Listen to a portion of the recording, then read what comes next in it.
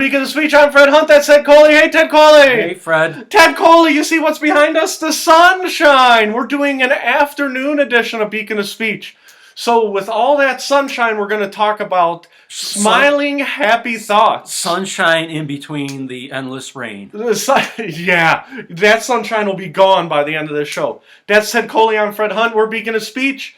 We're going to talk about happy, fun thoughts. So we're going to start off today with suicide! Yay! Let's talk about suicide today.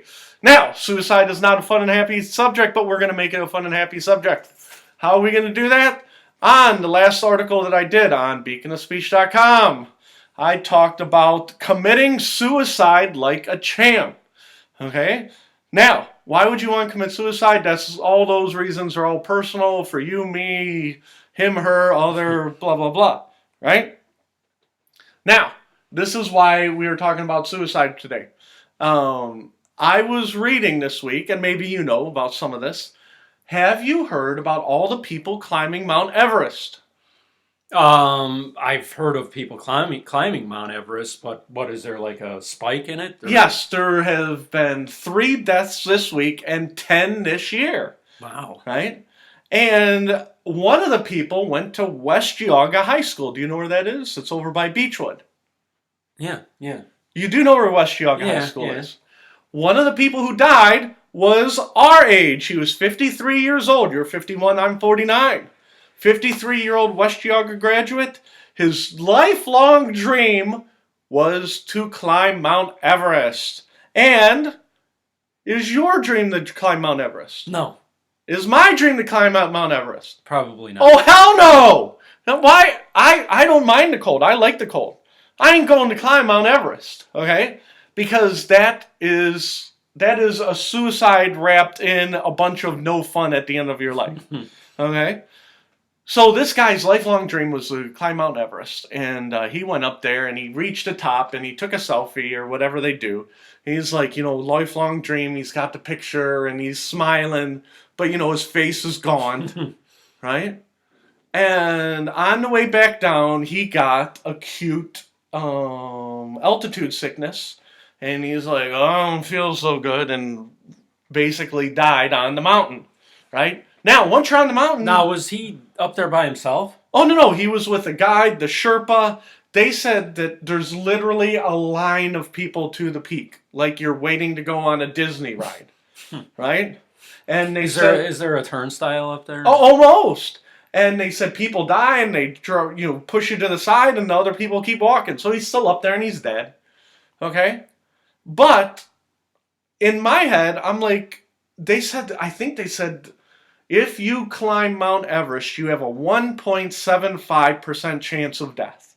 Okay? Now, no matter what you do in life, there is a potential for you to die. When you drive to work, you could die, with traffic deaths and all that other stuff. Only 1.75%? Well, if you break it down, just roll it up to 2%, just for easy math, right? That means 1 in 50 people who go up Mount Everest die. To me, that's a lot. 1 in 50. That's like saying, you go to work at your place of business, you have 50 people who work there. I would almost think it would be higher. Well, I'm not arguing that. Don't forget, some of them go up more than once, so I don't know if it skewers the numbers. Okay? But, so you go to work, say you work at a place with 50 people, 1 person will die because of what happened at work. That's really high, don't you think? Yeah. Now, 1 person could die of... Oh, that's not for me. I'm sorry. So anyhow, to me, you have a death wish if you want to go up Everest.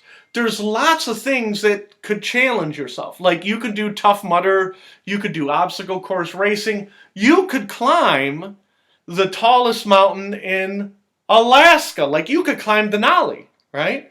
And say you were like, oh, I just love climbing, you can climb like the 3rd, 4th, 5th tallest mountains in Nepal, and there's not a line from here to here. You see what I'm saying? Yeah. Going up Everest is almost like a death wish, okay? And then when the guy died, the West Geauga guy, right? He came out and he goes, or not him, but the people at the funeral, they're like, well, he died doing what he loved, right? And he accepted the challenge. He lived life to the fullest, all that other happy horse shit, right? But my angle is, say I wanted to kill myself, and this is the angle of the article, I wanted to run it by you. If I wanted to kill myself, people would probably be upset. They'd be like, that's selfish Fred, or he should have taken antipsychotics, or he should have gotten help, right? You know what I mean? And so the whole article is, you know what, I'm going to kill myself, but then I'm going to have people respect me for killing myself. For $65,000, right? Me and you got $65,000 laying around the house. $65,000, me and you can just pay a company to take us to Everest. Okay? Now, they want you to have some experience, but at the end of the day, it's the Ken Pyros theory, right? Did your check clear? I have $65,000. I'm going to give it to you. Will you take me to Everest? And you look at the check and you're like, well, this check looks good. Let me check with the bank. Hey, did that check clear? Yeah, it cleared. We're going to Everest. We're going to have a good time. You know, we're going to climb the mountain, right? And then I would die, right? Look, Ted, look at how flabby I am, okay? I ain't climbing Everest. And as good a shape you are, could you climb Everest and live? No, probably not. No, you would get up there and you'd be like, oh, the air's so thin. Please, God, help me. I'm just going to lay right here in the snow. Honest to God, if I walk up 4 flights of steps, I'm out of breath. Yeah. So they said like 1 or 2, I'm okay, but which I think is actually kind of normal. Yeah.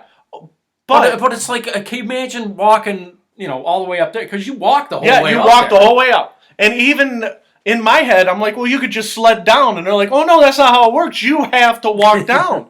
And they said the people don't usually die on the walk up because you're filled with...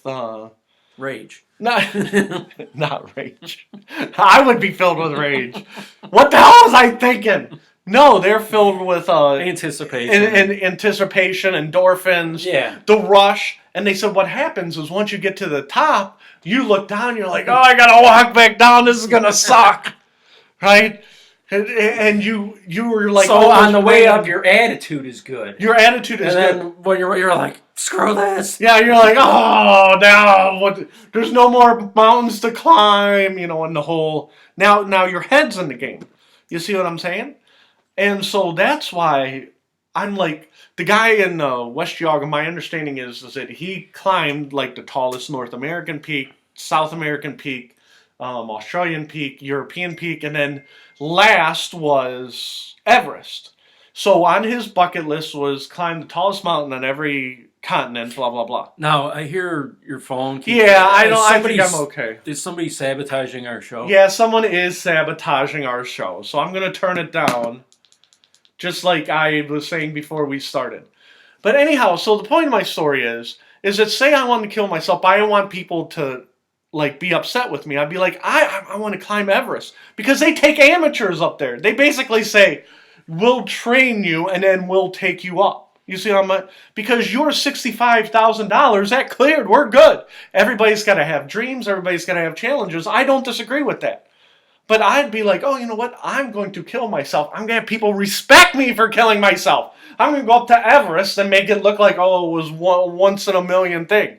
When it was a 1 in 50. And if you're in bad shape, it's probably a 1 in 5 chance. Like if for some reason I got to the top and I'm like, oh, you know what? Somehow I miraculously lived. I ain't miraculously making it back down. Okay? I'm going to be like, oh my God, please just... leave me here. I'll freeze and See, be like a signpost. That's another question I have. Is he died up there? Did they bring him back down? No. Because it takes energy. All your energy... So basically everybody who dies up there stays up there, right? Yes. Recently, they sent up some Sherpas to about halfway, right? And they cleaned the mountain. They took down 6 tons of trash off the mountain. People would use oxygen, right? And then they take the tank, oh, oxygen tank's empty. No garbage cans, shoof, into the snow, right? So what would happen is that the Sherpas and the guides, somebody paid them, they got a grant, and I don't know, but they would climb halfway, they would load garbage on a sled and then slide it back down, right? Because they're doing it so the people on top, the people who die on the top are never coming down. Now, the next question I had is, are they preserved forever then? Because it's... There's guides that say, and this is a terrible story, okay? But I remember reading on National Geographic. They said a guy had an underlying heart condition, right?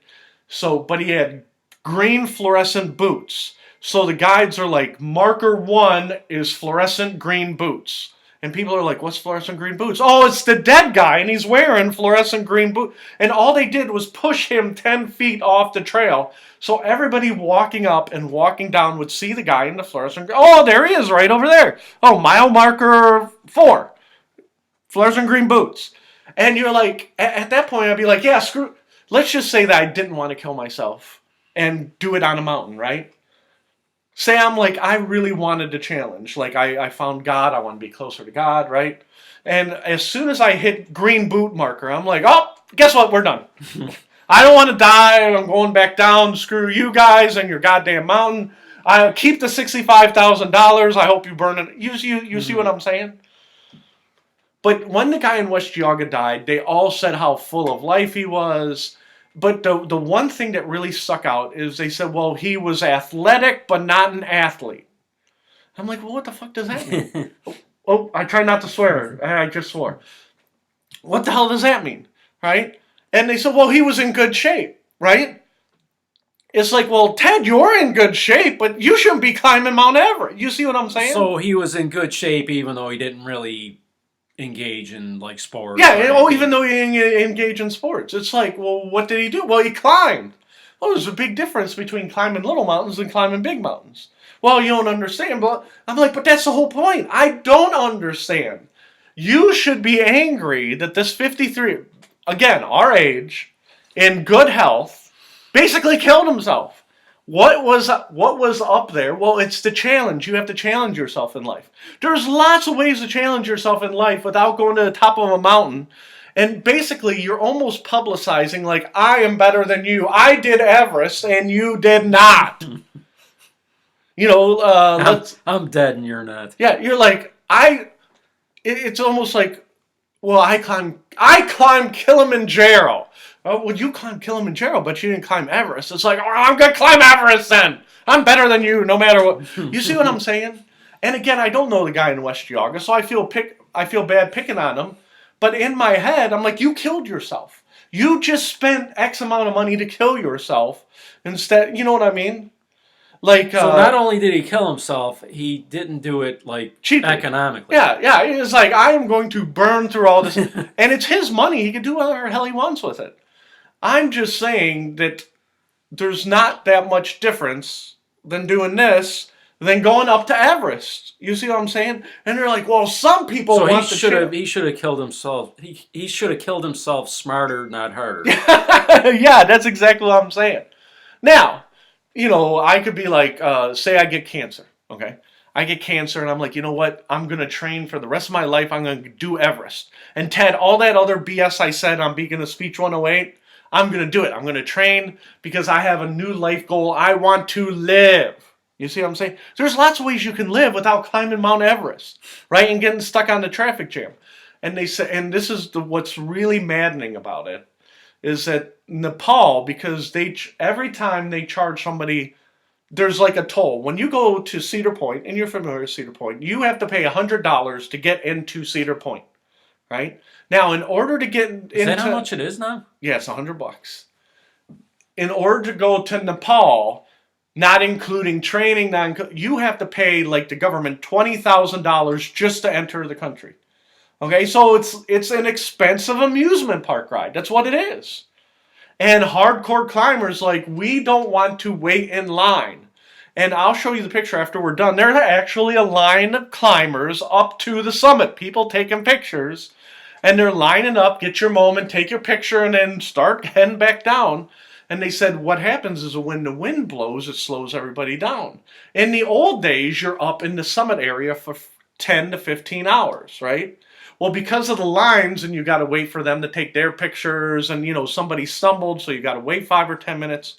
Now you're up there 15 to 20 hours, and they said you're adding 5 hours to your climb time in the highest altitude in the entire world. And that would piss me off to no end. And again, me and you, we do rush hour traffic. We've done that before, right? So you're on top of Mount Everest, and they're like, Johnny's taking selfies. You're going to have to wait 5 or 10. I'm like, I'm dying here! Hurry up with the goddamn selfies!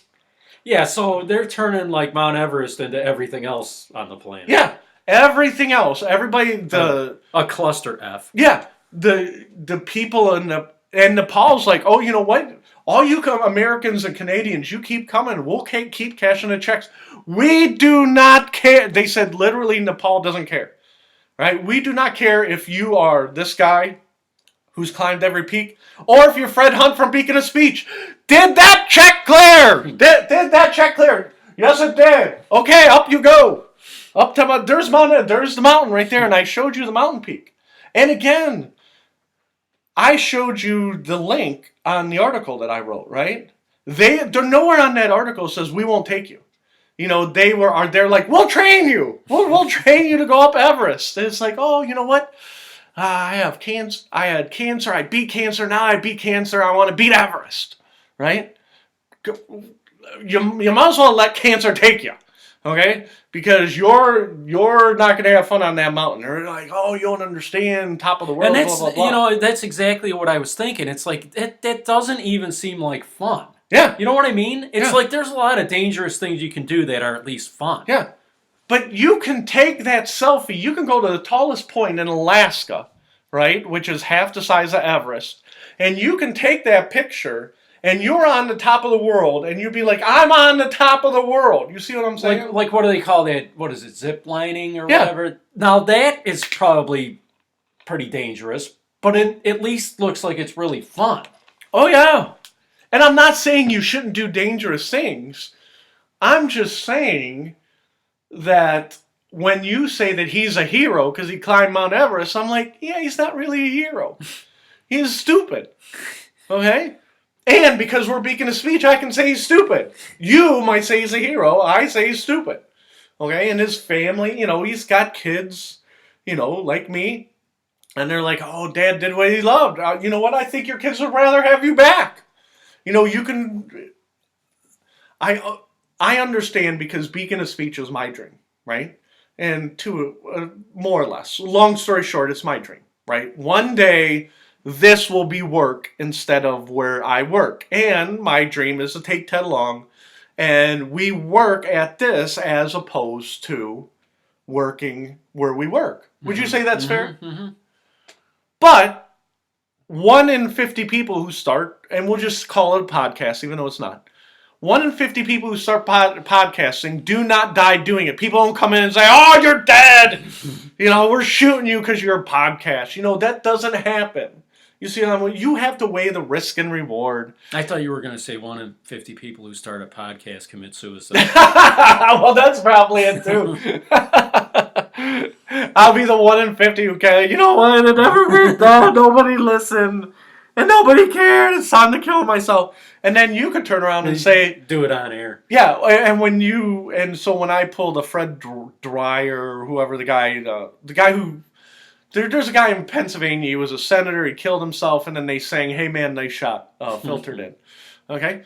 And so, say I kill myself on air, and then you keep doing it, and you're like, oh yeah, Fred never had it in him, he should have seen the suicide coming, he did not have the head for doing podcasting, you know what I mean? And then you can make jokes about Fred, it'd be like, stupid Fred did not live what he said, he took a high-risk occupation, people were threatening to kill him online all the time once we became popular, that's why you don't act like Fred Hunt. You see what I'm saying? But the whole thing is that, and I guess this is the whole point of my story, is that when you go to Everest, what is your end game? You know what I mean? Do you want to say that you conquered the world, but there's less dangerous ways to say you conquered the world? Mm-hmm. Okay? And it's my free speech and your free speech to say you are an idiot. Okay? People just say I'm an idiot for doing Beacon of Speech. Okay, they can't say you're an idiot because Now, if you had to pick one of these two things, okay. which one would you pick? Climbing Mount Everest or sailing around the world alone? You know what I mean? Because people have done that, right? Yeah, I wouldn't do either one. No, but if you if I had to pick, I would. Ugh. The thing is, I hate water. Okay, Yeah. so I can't sail around the world. If I was maybe sailing around the world coast to coast, I think I'd rather do that. You know, if you're doing a lot. But then I hear these stories, and it's funny because I read too much. That's why I'm afraid of everything. Okay, there was this teenage girl, and she was 17 years old, maybe 16, and her parents were sailors, and they said you should follow your dreams, right? And she was 17 years old, and they were from California. And she goes, I want to sail around the world by myself. Here's a GPS. It's like my parents are here, right? And when she was in America, no problems. She's in South America, no problem. She gets over to Asia, right?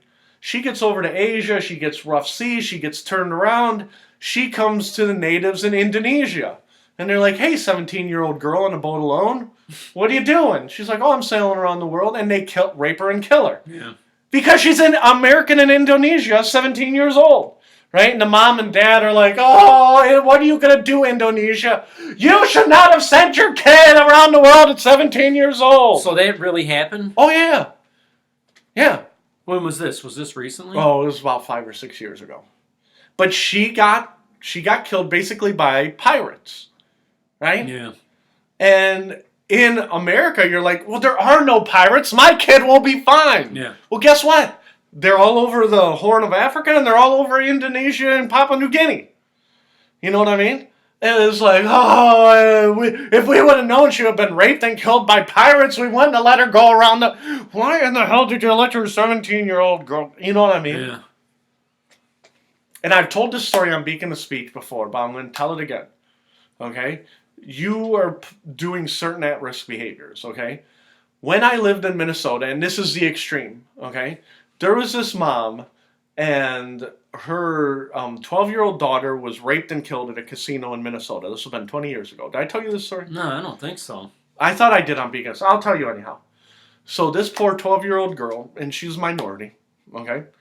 She was raped and killed at a casino at 3 a.m. on like a Saturday night. Right? And casino cameras are everywhere, right? They're in the bathrooms, they're in the slots, they're at the tables, everywhere. They caught the guy who did it. It was like a 30-year-old white kid, right? And he kidnapped her, raped her, killed her in the bathroom, and took off because he's an idiot. Mm-hmm. But he's not thinking there's cameras in the bathrooms. Well, it's a casino. There's cameras everywhere. So they arrested him, and she's like, thank God they caught the monster who, killed my daughter, which is true, right? But then people started to ask, why was your daughter in a casino at 3 a.m.? Mm-hmm. Where was the dad? Well, dad's not in the picture. None of your business. Why were you taking your 12-year-old daughter to a casino and you didn't know where she was? You didn't report her missing until 8. You see what I'm saying? And she had already been dead for hours. You see what I'm saying? Yeah. And she's like, I'm not on trial here. She's like, that monster who raped and killed my daughter. And technically she's right. Mm-hmm. But that poor 12-year-old girl did not choose to be in a casino. Like, she wasn't at home going, I'm bored, I'm going up to the casino. You know her mom dragged her up there. Yeah. You see what I'm saying? And so, again, when you're an adult, you assume certain responsibilities, like the guy climbing Everest. I'm just saying that the guy climbing Everest could have picked different challenges, and it's my right to say he's an idiot. Okay? Does that make sense? Yeah. Yeah. And, the 12-year-old girl who got killed in the Minnesota casino, it's apples and oranges to the guy at Everest, but you still have to talk about making adult decisions. That mom was like, I'm not on trial, I'm getting hate mail, I'm not the one who committed the crime, but you're the one taking your kids to the casino in the middle of the night. Yeah. You see what I'm saying? Yeah.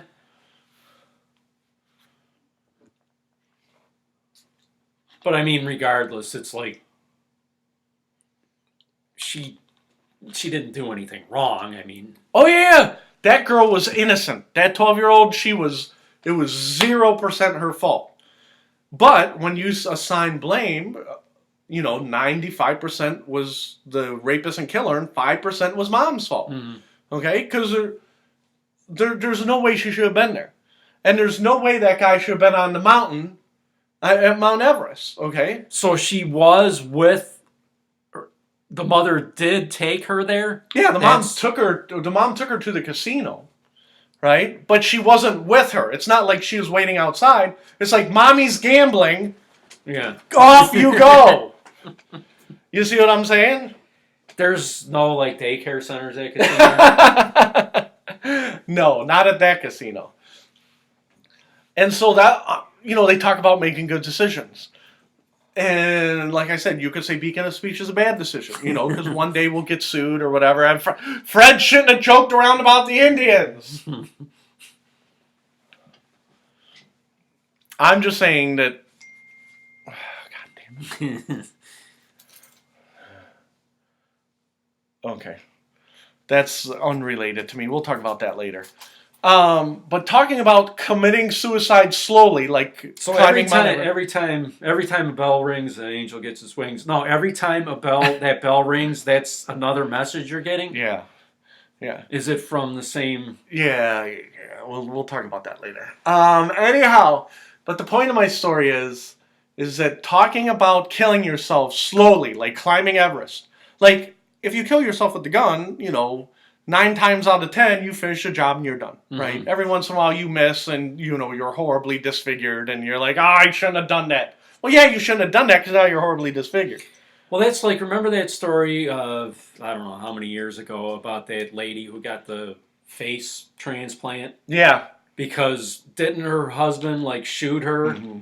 And then he shot himself and, neither one of them died? Yeah. He shot her in the face and he shot himself in the head, I think. Right. But it came out his eye, or yeah. Because that's what this is because we're talking about happy things on Beacon of Speech today. Ozzy Osbourne, you remember the kid listened to "Suicide Solution" by I can't remember if it was Ozzy or Black Sabbath. Listen to "Suicide Solution," says I'm going to kill myself. Puts the thing here, kind of maybe I don't want to kill myself. Bang, misses a sprain, blows his jaw off. Right. He's got no jaw, he lived, and he goes, who do you sue? You sue Ozzy, because I listened to Suicide Solution. He goes, now my life is all pain and suffering, and it's Ozzy Osbourne's fault. Ozzy Osbourne's counting money in Birmingham. He's like, it's not my fault. Suicide Solution was about not killing yourself, right? It's the opposite of what this song says. But, that kid lived a horrible, gruesome death, and I think he ended up, dying of complications, right? But so, you don't want the, oh crap, I missed shot, right? Yeah. But, so you're slowly killing yourself on the mountain. You're like, I'm freezing to death, and maybe you have some apprehension, oh, you know what, maybe I should have done it the fast way, but here I'm in the mountain and there's no guns, right?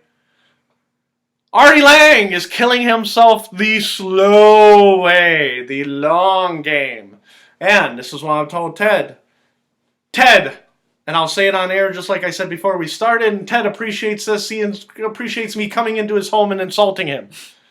Ted is not Brad Pitt or George Clooney.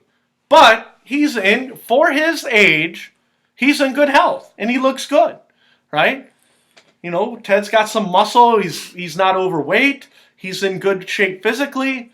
And even though he's not starring in movies, he's in good shape for his health. But it's always nice to be for his age to be reminded I'm not Brad Pitt. And I have said the same thing. I am not Brad Pitt or George Clooney. I have a big gut. I'm not going to wave it in the camera. But Ted is in good shape, and I am almost as in good of shape as Ted. Okay? We are average 50-year-olds. Would you say that's fair? Yeah.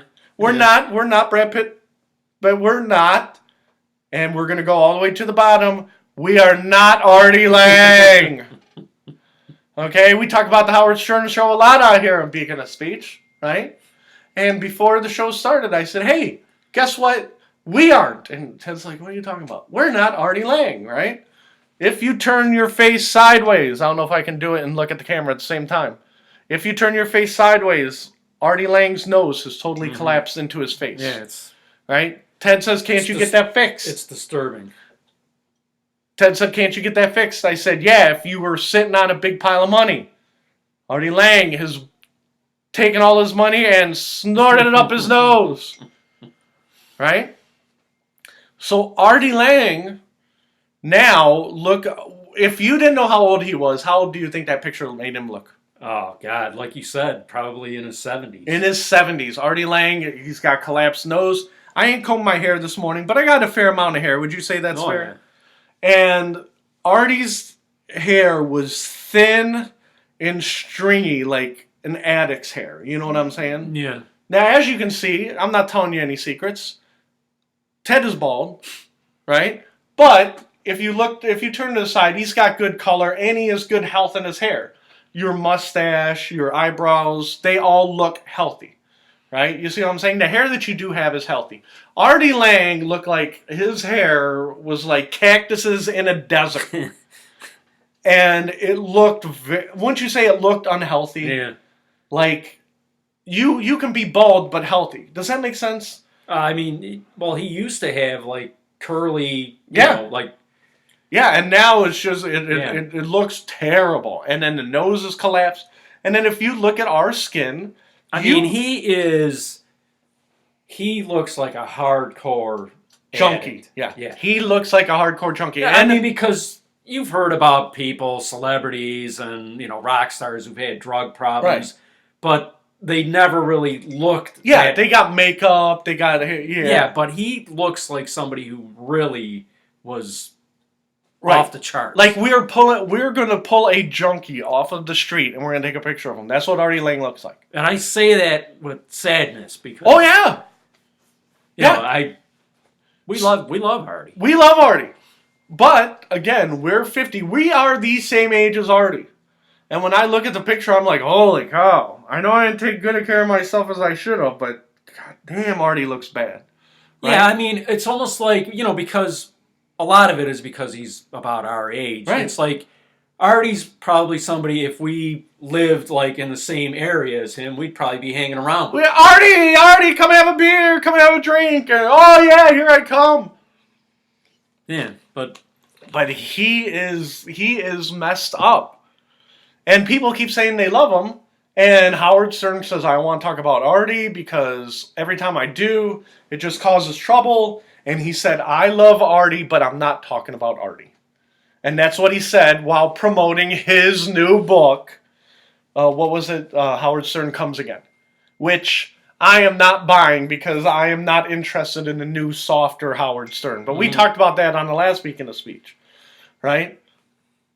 My whole thing is that when I saw the pictures, because we talk about Artie all the time, I wanted to show Ted... I told Ted they were shocking. Would you say those are truly shocking pictures? Oh, yeah. Because there's something to be said for hard living. You know what I mean?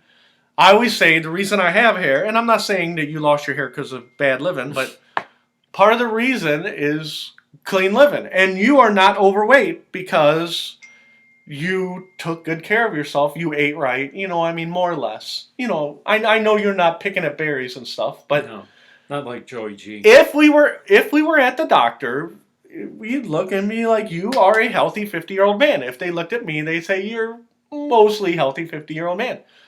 Artie goes in the doctor's office. You are a walking corpse. He goes into the doctor's office and the doctor has a heart attack. Yeah, how are you alive? Oh my God. I'm not a mortician, I'm a doctor. Right? He gives the doctor a heart attack. Yeah, he kills the doctor. But Artie used to say on the Howard Stern show, he goes, "You know what?" He goes, I'm gonna do the drugs and I'm gonna eat that sub sandwich. And you know what? I bet you'll get pancreatic cancer at 45 and I'll still be alive. You remember him saying crap like that, right? Yeah. And he's right. He looks like he's 75. He's still ticking. And where we work, right? I showed that Artie was doing the public service on the garbage truck. Could you work on a garbage truck for a day? Could I? Yeah, right now.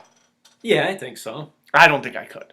I don't think I could lift garbage for 8 hours. Probably just one day. Yeah. And because at my job now, I'm like, oh, I don't do that much lifting. I can do light work, but not heavy work. And you see, I have soft hands. Okay, I'm not trying to get away from it, but I'm just saying that holy cow, Artie Lange is a mess. Well, see, now I'm starting to wonder if I could work. When you put it that way. Well, again, I've told this story at Beacon of Speech. One of my cousins up in Michigan, right? He was a garbage man, and he goes, I can't do this forever. I'm 30 years old. My back is sore. I've already had shoulder surgery. All the lifting. I cannot retire a garbage man at 50. I'll never make it, right? And then he bought a lawn care business, right? Because in his head, he's on riding mowers all day. You see what I'm saying? Yeah. And then just trimming and, so he's like, I can physically do that, right? But he said, I can't be a garbage man. I'm 30 and my body's breaking down, right? It's the same thing now. I'm like, I can be a garbage man. So Artie has to at least have some stamina to throw garbage into the back. But now garbage men are older. I don't know how your garbage are, but we got the blue barrels, right? And then what they do is they press a button and then the fake arm comes and lifts it in. So you don't have to lift as much as you used to. But again, I couldn't do it. I couldn't do a whole day's worth of work. I would be dead. I would be like, that would be like climbing Everest for me. They'd be like, why would you get a job being a garbage man? They're like, you're basically killing yourself. Aren't you glad that we were talking about suicide and being 50 and death? I'm making your day. You're gonna go to your next place because Ted's got to go somewhere tonight. I gotta go somewhere tonight, and Ted's gonna be like, "Oh my God, I feel so old. Why did I let Red come over?" So, talking about feeling old, I'm gonna make you feel even older. And I talked to you about this on the phone. We'll talk about it again on Beacon of Speech. I am baked. I need to take this off. I am like hot, so I'm gonna take this off. See this? This is my soccer coaching days. My soccer coaching days are over. This is called, and this is what's on my outline, right? This is called the Whopper story. Now, you remember me telling you about the Whopper story on the phone. There was a postman about our age, which is our theme today, and he went to Burger King, and he went to the bathroom, and he accidentally got himself locked in the Burger King bathroom, okay? I'm looking for something to knock on, because it won't work on this. Help! I'm stuck in a Burger King bathroom! Let me out! Let me out! Let me out! Let me out! Right? And who works at Burger King, Ted? Probably teenagers. Teenagers! So the teenagers, instead of going, let me get my manager... They're like, oh, there's a loser stuck in the bathroom. Ah! We're not going to let you out, loser. And he's like, no, seriously. I'm stuck in the bathroom. Stuck in the bathroom. Please let me out. Someone please help me. I'm stuck in the bathroom. Right? And the worker's like, we're not going to let you out, dummy. They're like, why don't you flush your way out? You can flush your way out. Right? And they're laughing. Right? And he's like, no, see, I'm not kidding. I'm stuck in the bathroom. So he's not like stuck there after close, right? He's stuck at like a slow time, like at 3 in the afternoon or whatever, when it's just the employees and just him, or, at 10 o'clock at night. I can't imagine a guy working for the post office, right? Being there at 10 at night, but it was some off time where it's just him and these kids. Yeah. Right? And so finally, he's like, please. Get your manager. Get your man. I'm not joking. I'm freaking out. I'm kind of having a little bit of panic attack here. Let me out. Right? And they're like, whatever. Manager comes out after like a half an hour. Right? Doing whatever he's doing. What are you idiots doing out here? Get to work. And they're all laughing. And then he hears, hey, is that the manager? I'm stuck in the bathroom. Manager's like, what the hell's going on here? He's like, I told your employees I'm stuck in the bathroom. They wouldn't let me out.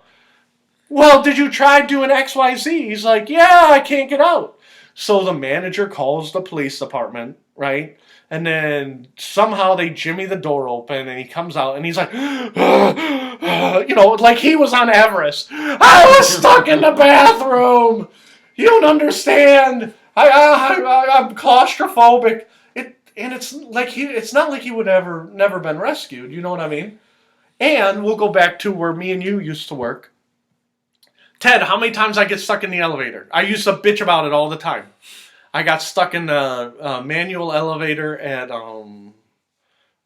what was that company? You know, where you go in Cleveland and you take the manual elevator down and then you take a long walk. Oh yeah, well that wasn't that Cleveland Clinic. No, it was like a law firm. It wasn't it 15554? Oh, yeah, I know what you're talking about now. Yeah, I can't think of it. Yeah, so I'm stuck in the elevator. I'm like, help, stuck in the elevator. And because it was a manual elevator, the doors weren't shut. It was a cage, right? And they're like, well, how'd you get yourself stuck? I'm like, one of the pulleys almost fell on my head. And they're like, well, why'd you do that? I'm like, I'm doing purpose, get me out of here. Right? So me and him, because it was a cage elevator, it was a freight elevator, we ended up prying the doors open and I climbed out and I left my stuff up there.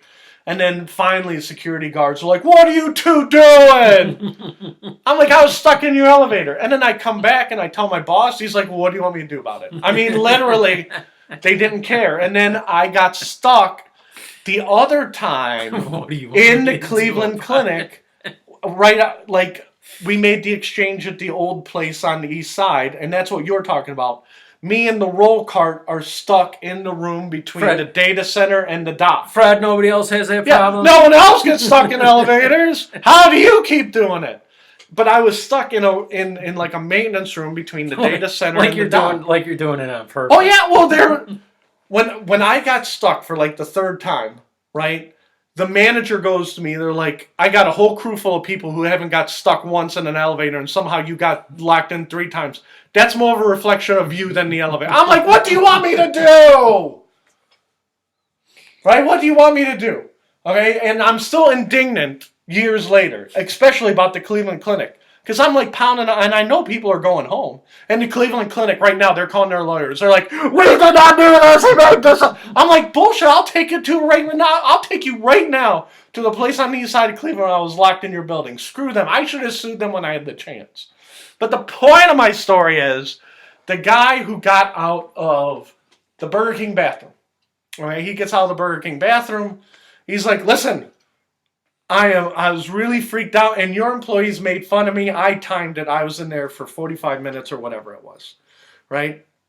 And the manager's like, listen, loser, right? I don't want to hear it. Get out of the store. You're out of the... And he was indignant too, right? So the guy contacted a lawyer, and Burger King, once you got away from the jackasses at the local restaurant, the Burger King lawyer said, listen, we don't want bad publicity. We don't want lawyer fees. We don't want any of this crap. We will give you the magic Burger King gold card. Okay? Here, what looks like a gold card? Magic Burger King gold card. Okay? You get a free Whopper every day for the rest of your life. You're 50 years old. That's free Whoppers for 20 years. Think how much money that is. You don't have to buy dinner. You can go. And the guy's like, awesome. Awesome. He goes, I'll take it. Litigation over. But this is where it gets complicated. And after I talked to you on the phone, I reread the story. So what would happen is the guy worked at, again, the post office. And he was heavy, from my understanding. But I don't know that for a fact. My understanding, he was heavy. He took the Burger King gold card and he goes, I am never not eating at Burger King again. Right? So he would wake up in the morning and he'd get a bowl of cereal, right? And then he would go to work, and then on his route there would be a Burger King. He'd be like, I'm here for my free Whopper at lunch. And then he would eat lunch at Burger King. And then he would finish his route, and then when he was done driving his route at the post office, he would drive on the way home. He'd be like, I'm here for my free Whopper, right? And then on his days off, he would come in at lunch and be like, I'm here for my free Whopper. And then he would come because he didn't apparently have any responsibilities, right? After a month, they're like, you have been here 60 times in 30 days, right? And he's like, well, yeah, you gave me a free card that says I'm going to eat Whoppers for life. And they're like, well, we thought you meant like once a week. He's like, no, I'm going to come in here twice a day for the rest of my life and get my free Whoppers. You guys traumatize me, right? And, okay, hold the free Whopper card. Pretend like you have the free Whopper card. Hold it up to the camera. Burger King said, give us that free Whopper. No more free Whoppers. You abused your free Whopper card. Right? He goes, so screw you. Don't ever come back. We never want to see you again. Okay? You are a pain in the ass customer. We hate you. Right? So the guy, what recourse did he have? So he goes back to the lawyer. Okay? And he says, listen, they were mean to me at Burger King. They took away my free Whopper card. And the guy who took the case the second time said, now we want money because it's now a bigger picture thing. Now, going back to the Everest story, that guy in my head, he was just slowly killing himself. Okay? A slow suicide. Now, Burger King, they argued, we are a big corporation. You are a little peon. We can do whatever we want. We can take away your card, give you your card, lock you in the bathroom. Don't come back. Right? So the guy got a corporate lawyer and he said, listen, I feel like Burger King has slandered me, insulted me, blah, blah, blah.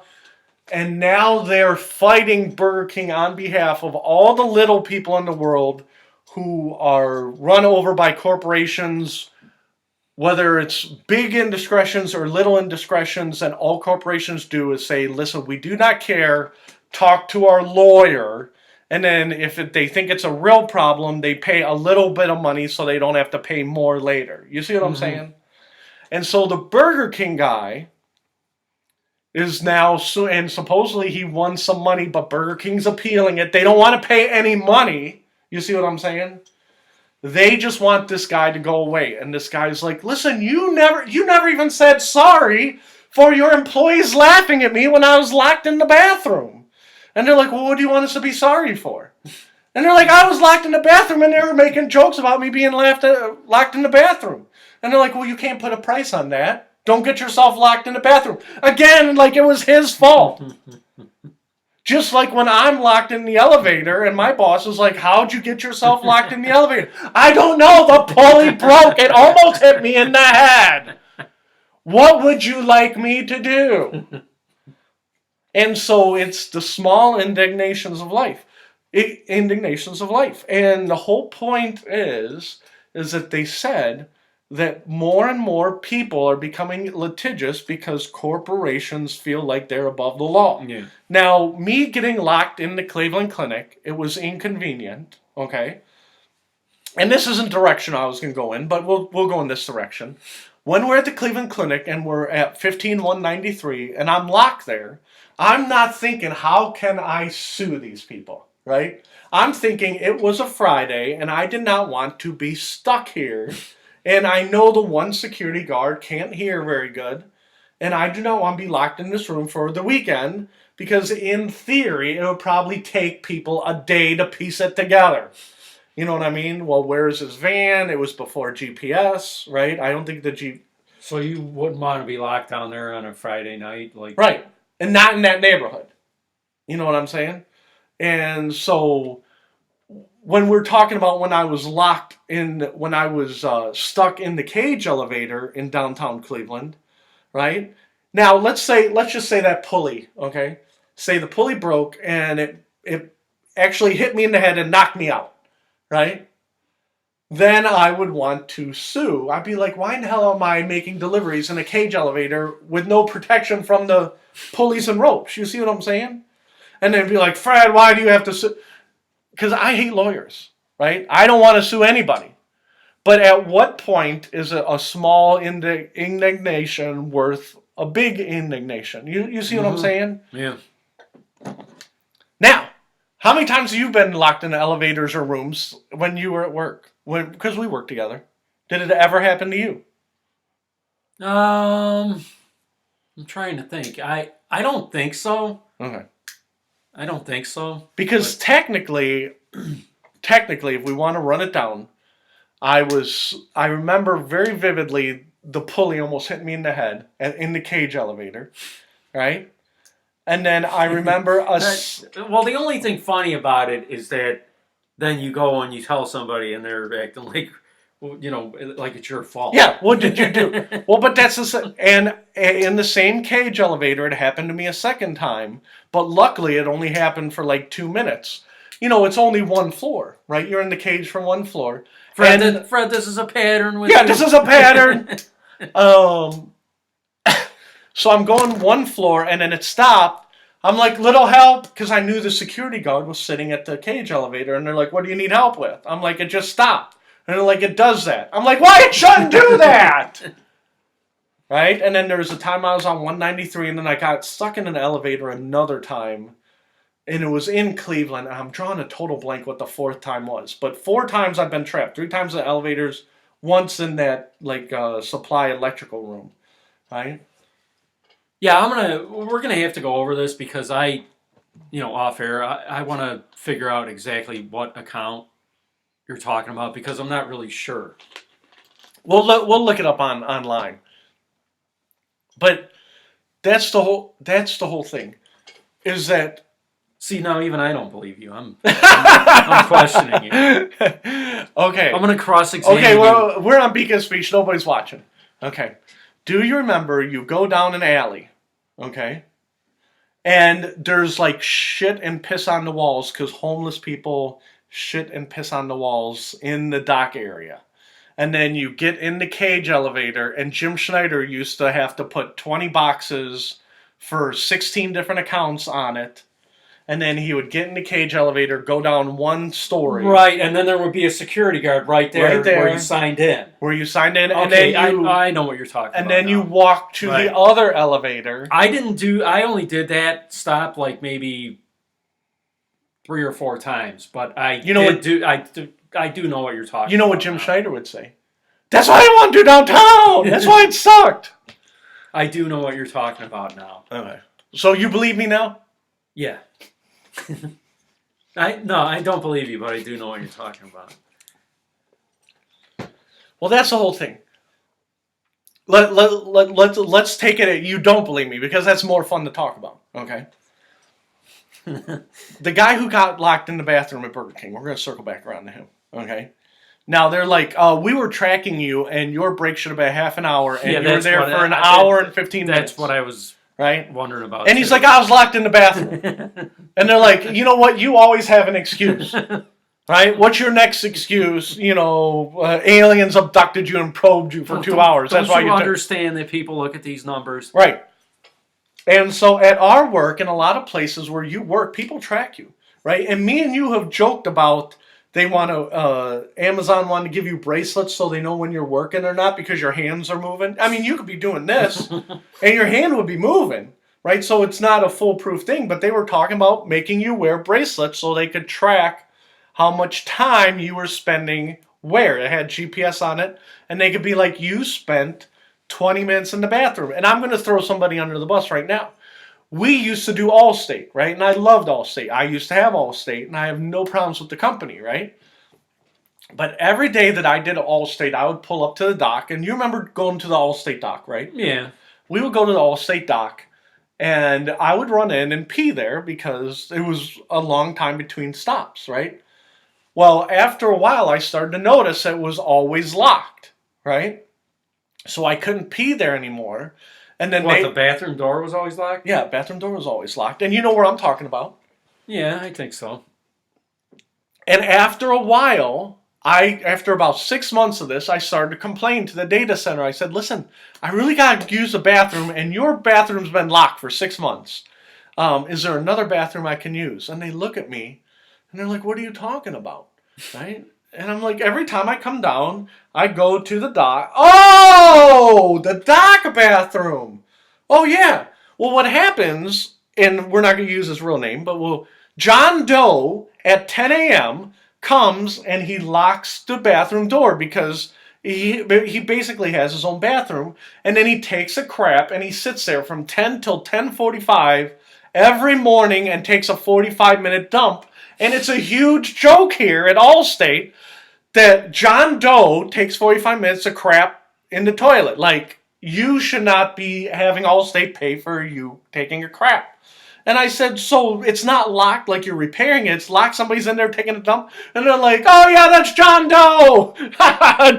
Oh, yeah, John Doe and his irritable bowels. Right? Mm-hmm. So that's what Amazon was trying to stop. Like, we don't want you in the bathroom for over 1 minute.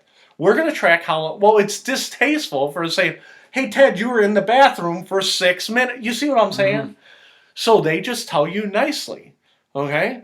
So again, back to Burger King, which is where we keep circling back to. Oh, sure, you were locked in the bathroom for an hour. You probably had irritable bowels. You were probably doing, whatever. No, I got locked in the bathroom and I had a panic attack. And then they made fun of me and the damn teenagers. What's wrong with kids today? I hate kids. You see what I'm saying? So where are the lines of believability and how much is that worth? You see what I'm saying? So now that we're talking about it, you can see where Allstate would be mad where somebody's literally taking a crap for 45, say you work an 8-hour day, 1/8 of your day is sitting on the toilet. If I was Allstate, I'd be like, I'm going to put my foot up your ass and fire you right now next time I see you in that bathroom. Go to the bathroom at 7 in the morning before you come in at 8. You see what I'm getting at? But how do you have that conversation? You know what I mean? The guy at the time was our age. So when I'm in my 30s, the guy's 50. Right? So if you're the boss, how do you have a conversation with John Doe? Right? Don't take 45-minute craps in the bathroom off on the dock. You see what I'm getting at? That's funny. Yeah. Well, and that's the whole thing. It's like, where are the lines drawn? And I Now, did you ever run it by your manager about this problem? Oh, no. No, I did mention it to people, and I did mention it to Dumb Gary, right? I'd be like, hey, you ever have, because he would do it on the weekends. I said, you have any problems with the door being locked on the weekends? He's like, why would the door be locked? Right? Because the guy only worked Monday through Friday. Why would the door be locked on the weekends? I don't know. I'm asking because it's locked every single day when I sub, for him. Okay? Brad, nobody else complains about the door being locked? Nobody ever complains. You're the only one who ever goes, oh, well, what do you want me to do? And that would be the thing. And that's when I got braver at customers. I'm like, listen, I'm just going to wander around. I already got my, my work shirt on. Who's going to say crap to me? You know what I mean? Very rarely did people say, what are you doing here? And be like, oh, here's my shirt. You know what I mean? Yeah. And so... But I'm sorry, I don't mean to disparage Allstate because they're good company, okay? And I hope they fired that guy, okay? For all I know, that he was an insurance claims adjuster and he was horrible, right? I just know he didn't work in the IT department, okay? But what I'm getting at is when you're in college, okay? You're going to college. Pretend like you're in college, and say you're going to college and you're getting a associate's degree in business management. When they talk to you about managing your people, do you think they go over that in class? Go over what? What to do in case your employee takes 45-minute bathroom breaks. No. No. And it's like, the people that we're talking about, they're all indignant